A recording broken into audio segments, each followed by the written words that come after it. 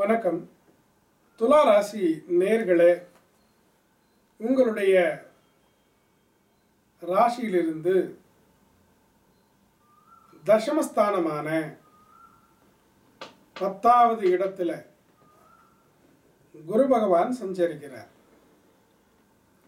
தசமஸ்தானம் என்றாலே உத்தியோகம், தொழில், அந்தஸ்து, செல்வாக்கு, வருமானம், இந்த விஷயங்களை எல்லாம் விளக்கக்கூடிய ஒரு ஸ்தானம். இந்த ஸ்தானத்தில் குரு பகவான் 9ஆம் இடத்தில் இருந்தவர் உச்சமாக தசமஸ்தானத்தில் வந்து அமர்ந்திருக்கிறார். இந்த தசமஸ்தானத்திற்கு அதிபதியானவர் இருக்கிறாரே, அவர் சந்திரன். துலா ராசி என்றாலே சந்திரன் துலா ராசியிலே இருக்கிறார் என்று அர்த்தம். தசமஸ்தானத்துக்கு அதிபதியானவர் உங்களுடைய ராசியிலே சஞ்சரித்திருக்கிறார். சந்திரன் அவருடைய இடத்திலிருந்து 4வது இடத்துல வந்து அமர்ந்திருக்கும் பொழுது நீங்கள் ஜனித்திருக்கிறீர்கள். அந்த சந்திரனுடைய வீடான கடகராசியில குரு பகவான் வந்து அமர்ந்து உச்சஸ்தானத்தில் சஞ்சரிப்பது ரொம்பவும் விசேஷம். அப்படி என்றால் இங்கேயும் ஒரு விதமான கஜகேசரி யோகம் செயல்படுத்தப்படுகிறது என்றுதான் அர்த்தம். ஏனென்றால் உங்களுடைய சந்திரனிலிருந்து குரு பகவான் 10வது இடத்துக்கு வருகிறார். சந்திரன் அவருடைய சொந்த இடத்திலிருந்து 4வது வீட்டில் இருக்கிறார். அப்படி என்றால் துளாராசி. ஸோ மறைமுகமான கஜகேசரி யோகத்தை உண்டு பண்ணக்கூடிய ஒரு குரு பகவானுடைய சஞ்சாரம் இப்போது நடந்திருக்கிறது. தைரியமாக இருங்கள். கர்மஸ்தானத்தில் 10வது வீட்டில் குரு வந்து விட்டாரே, பதவி போகுமே என்று கவலைப்பட வேண்டாம். ஏனென்றால் 10ஆம் இடத்துல குரு வந்தால் பதவி போகும் அப்படின்னு ஒரு பழமொழி இருக்கிறது. ராமபிரானுக்கு 10வது இடத்துல குரு வந்தப்போ இது மாதிரி ஆனது அப்படின்னு ஒரு உதாரணம் எல்லாம் சொல்லியிருப்பார்கள். நம்ம சொல்கிறது என்னென்னா இன்டகிரேட்டட் பாசிட்டிவ் அஸ்ட்ராலஜி அப்படின்னா என்ன? வெறும் வேதிக் அஸ்ட்ராலஜி மட்டும் இல்லை, இதை வந்து ஸ்டெல்லார் சிஸ்டம், கிருஷ்ணமூர்த்தி பദ്ധதி இது கூட இணைத்து துல்லியமான பலன்களை நான் உங்களுக்கு வழங்குகிறேன். இந்த கடகராசியிலே 3 நட்சத்திரங்கள், அதாவது 2.25 நட்சத்திரம், புனர்பூசம், பூசம், ஆயில்யம் இருக்கிறது இல்லையா? இந்த புனர்பூசம் நட்சத்திரத்தில் ஒரு 20 நாள் இருப்பார். அதாவது 18ஆம் தேதி ஜூன் மாதத்திலிருந்து ஜூலை 4ஆம் தேதி வரைக்கும்.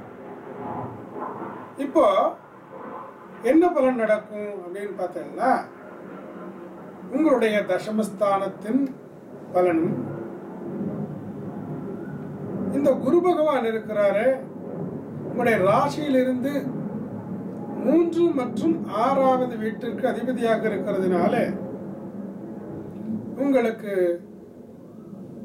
நல்ல விதமான உத்தியோக ரீதியான ஒரு ஸ்திரத்தன்மையை கொடுப்பார்,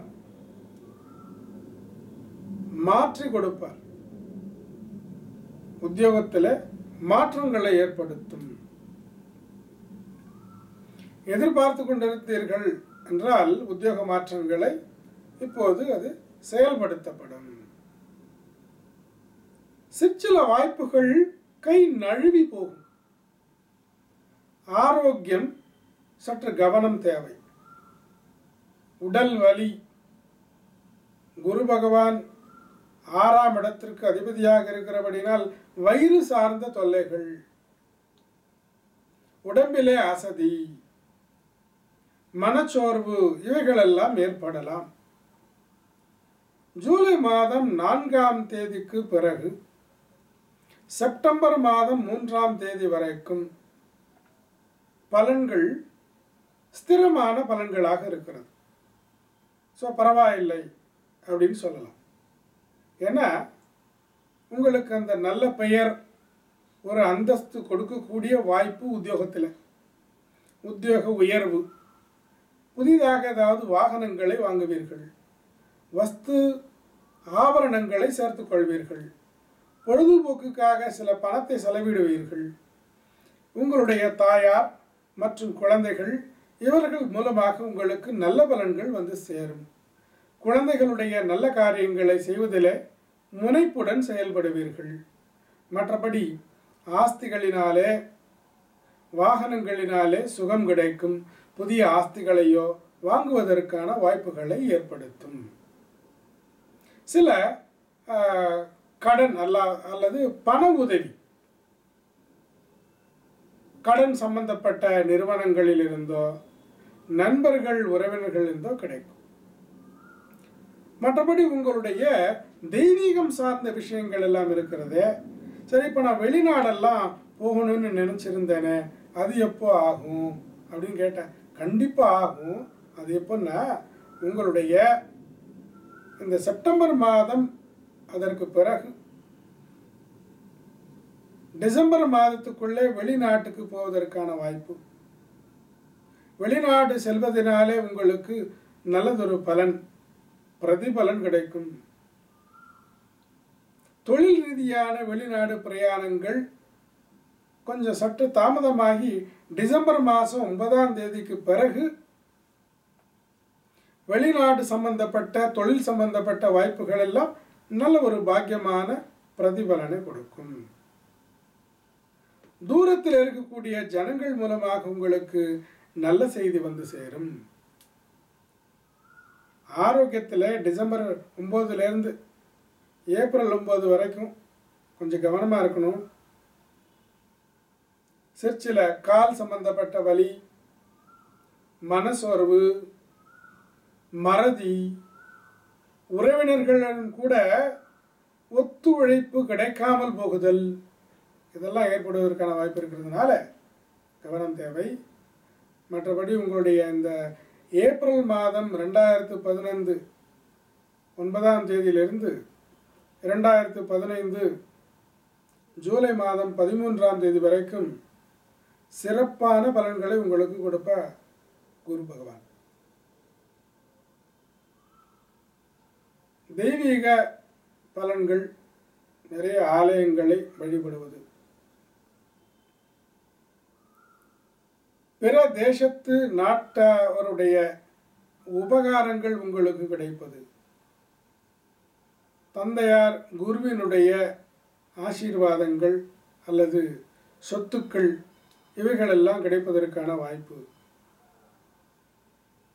பிரயாணங்களினாலே சுகம், நான் இதை சாதித்திருக்கிறேன் என்று சொல்வதற்கான ஒரு வாய்ப்பு, கணவன் மனைவி உறவுகள் ஒற்றுமை, குழந்தைகள் உறவினர்களுடைய ஒத்துழைப்பு, இவைகளை எல்லாம் கொடுப்பார்.